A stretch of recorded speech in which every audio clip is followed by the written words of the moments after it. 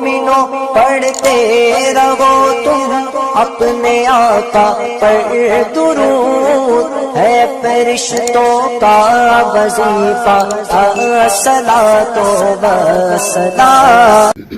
بہت خوبصورت ماحول ہے ماشاءاللہ، اور آپ لوگوں کو جگانے کی ضرورت بھی نہیں ہے، ہارون بھائی نے آپ لوگوں کو جگا دیا ماشاءاللہ۔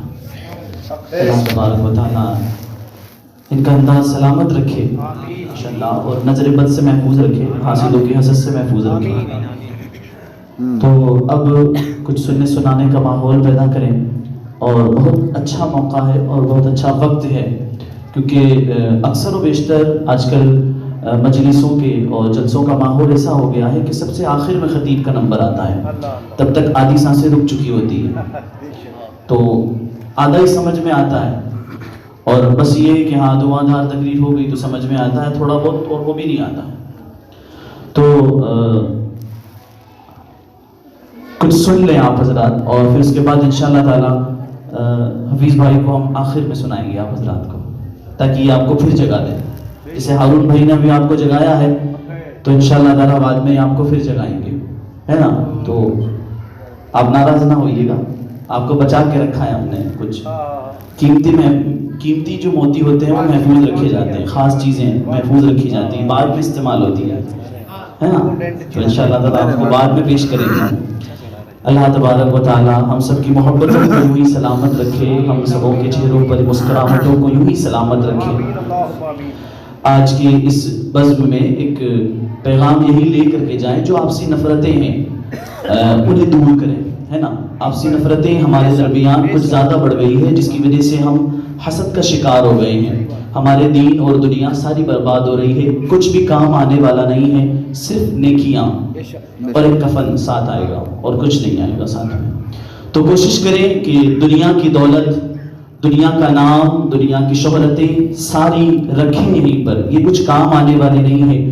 آپ وی آئی پی ہیں، اسٹینڈر آپ کا بہت اچھا ہے، کوئی معنی نہیں رکھتا ہے، قبر میں فرشتے آئیں گے، سوال پوچھیں گے، آپ جواب دے پائے تو ٹھیک ہے، نہیں دیں گے تو آپ کے معاملات آپ کے سامنے ہیں، قبر کے حالات بھی سامنے رکھیں۔ دنیا کی شہرتیں، دنیا کے نام و نمود کسی کام کے نہیں ہیں، یہ سازشیں آپ کی دھری کی دھری رہ جائے گی، ساتھ میں آئے گی وہ کچھ اچھی چیزیں آپ کے ساتھ میں آئیں گی۔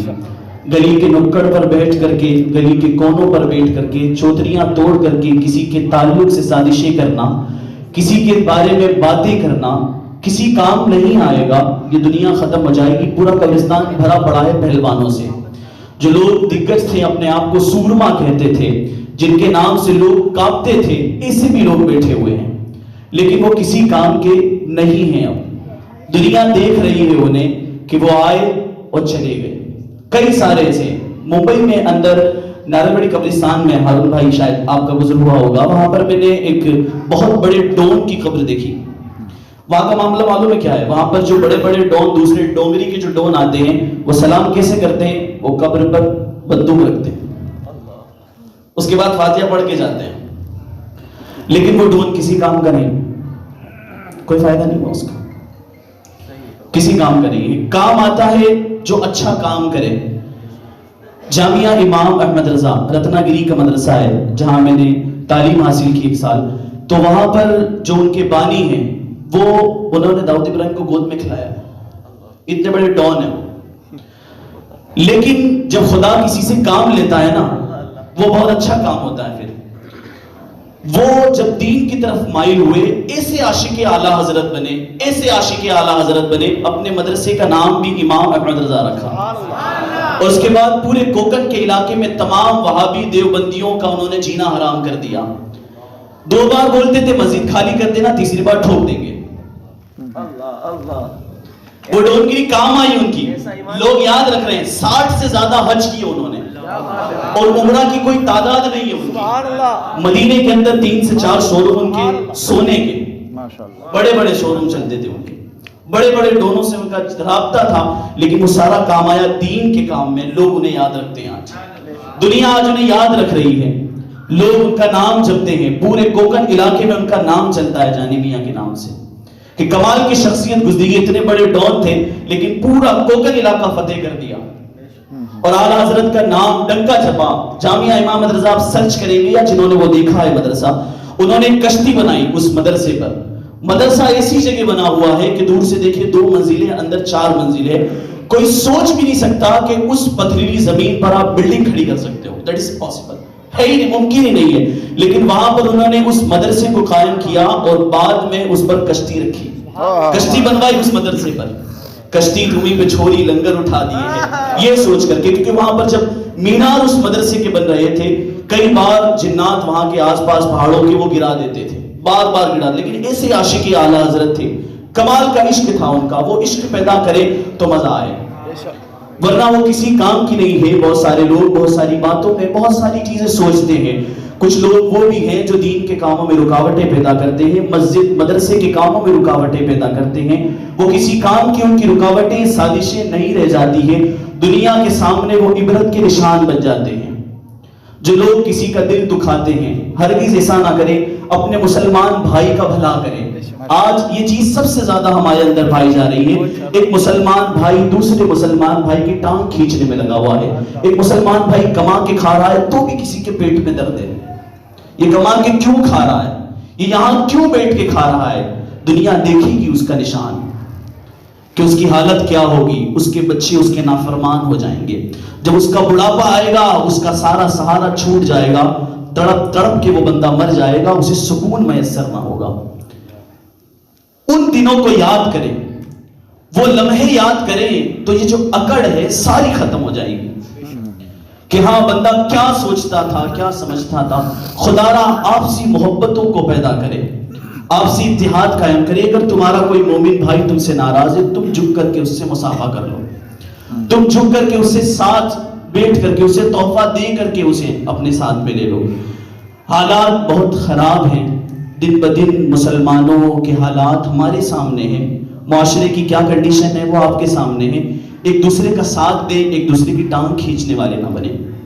دنیا ساتھ دینے والوں کو یاد رکھتی ہے اور جو ٹانگ کھینچتے ہیں وہ عبرت کے نشان بن جاتے ہیں.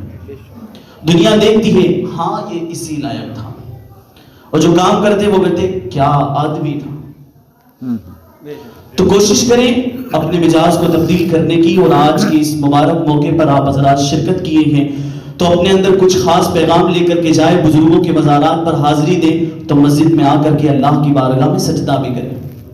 صرف فاتحہ پڑھنے سے وہاں پر صاحب معاملات تو ایسے تھے. کچھ روز قبل کی بات اپنے مشاہدات بتا رہا ہوں کہ الحمدللہ بزرگوں کا فیضان ہے. میں مسلسل حاضری دیتا تھا. ایسی حالت تھی کچھ مہینوں قبل اور کچھ ایام قبل, صاحب مزار کی طرف سے مسلسل ناراضگی کا اظہار تھا. اس بار مجھے ایک خوف تھا کہ پتہ نہیں اس بار عرس کی تقریبات صحیح ڈھنگ سے مکمل ہوگی بھی یا نہیں ہوگی, کیونکہ جو جلال تھا وہ بہت اعلیٰ تھا, بہت سخت معاملہ. جیسے اندر درگاہ میں حاضری ہو, دعا پڑھے, عجیب سی کیفیت ہوتی تھی. ایک جلال نظر آتا تھا, لگ رہا تھا کہ جلال برسے گا ضرور کسی نہ کسی پر اور معاملات خراب ہو جائیں گے. لیکن وہ اللہ کے جو محبوب بندے ہوتے ہیں, بھلا وہ کوئی ہر کام جو کرتے ہیں وہ اللہ کی رضا کے لیے کرتے ہیں. تو ایسا نہیں ہوا اور ان کا جلال جمال میں بدلا. اور دیکھیں آپ خوبصورتی دیکھ رہے ہیں آپ, جن لوگوں نے رکاوٹیں پیدا کرنے کی کوشش کی انہوں نے انہیں بھی معاف کر دیا. کئی سارے ایسے بھی لوگ ہیں جنہوں نے رکاوٹیں بہت ساری کھڑی کی. میرا بھی دل دکھا کچھ معاملات میں. میں نے جا کر کے استغاثہ پیش کیا صاحب مزار کی بارگاہ میں. میں نے کہا حضور معاملات ایسے ہیں, آپ رہنمائی فرمائیں, کیا ہوگا. کچھ ایسے اشارے ملے اور مجھے حکم ہوا آپ صبر کریں, آپ دیکھیں گے جو لوگ کھڑے ہیں ان کا حشر کیا ہوگا. تو میں ان قریب بتاؤں گا بھی انشاءاللہ تعالیٰ آئندہ سال تک ان لوگوں کے حالات جو ایسے تھے. اللہ تبارک و تعالیٰ محفوظ رکھے, ہدایت عطا فرمائے سب کو. آئیے اب آپ حضرات خلیفہ حضور تاج الشریعہ خطیب دورہ مصنف کتب کثیرہ حضرت حضرت علامہ مولانا مفتی شاکر القادری صاحب فیضی دامت برکاتہ العالیہ کی خدمت میں عرض کروں. میں یہ میری خوش نصیبی ہے, میں اتنا سا تھا, یہ بچہ ہے, حضرت نے مجھے پڑھایا الحمدللہ. حضرت کی نظروں کے سامنے میں بڑا ہوا اور مجھے بولنا سکھایا, چلنا سکھایا, اٹھنا سکھایا, بات کرنے کا سلیقہ سکھایا. اللہ تبارک و تعالیٰ استاد محترم کی زندگی سلامت رکھے اور انہیں عمر خضر عطا فرمائے, ان کے عمر میں علم میں بے پناہ برکتیں عطا فرمائے, اور ان کی شفقتیں یوں ہی مجھ پر ہمیشہ قائم اور دائم فرمائیں. تو آئیے پرجوش انداز میں حضرت کا استقبال کر لیں. نعرہ تکبیر، نعرہ رسالت، نعرہ تکبیر، نعرہ رسالت، عرس پاک، مسلک اعلیٰ حضرت خلیفہ حضور تاج الشریعہ. نعرہ تکبیر، نعرہ رسالت،